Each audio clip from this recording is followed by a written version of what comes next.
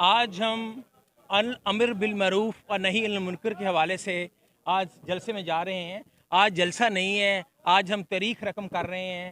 آج ہم اپنے بچوں کے مستقبل کے لیے عمران خان کے جلسے میں جا رہے ہیں۔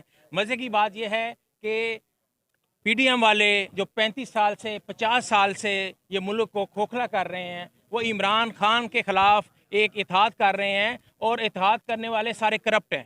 اور ہسٹری میں پہلی دفعہ عدم اعتماد وہ بندے لے کے آ رہے ہیں جو کرپٹ ہیں۔ عمران خان ہمارا لیڈر ہے، وہ کرپٹ نہیں ہے۔ وہ پاکستان کے بچوں کا مستقبل اچھا کرنے کے لیے ہمارے لیے یہاں پر وہ سیاست میں آیا۔ میں یہ بات واضح طور پر کہنا چاہتا ہوں کہ عمران خان وہ بندہ ہے جو قائد اعظم رحمۃ اللہ علیہ اور لیاقت علی خان کے بعد پاکستان میں وہ لیڈر ہے جو پاکستان کو امت مسلمہ میں ایک اہم مقام دے گا۔ Thank you very much. اہم ایشوز ہوں یا ملکی اور غیر ملکی شخصیات کی پریس کانفرنسز،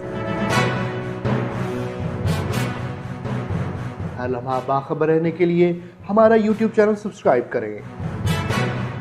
باوثوق ذرائع سے مصدقہ خبروں، تجزیوں اور تبصروں سے مستفید ہونے کے لیے ابھی ہماری ویب سائٹ کو وزٹ کیجیے۔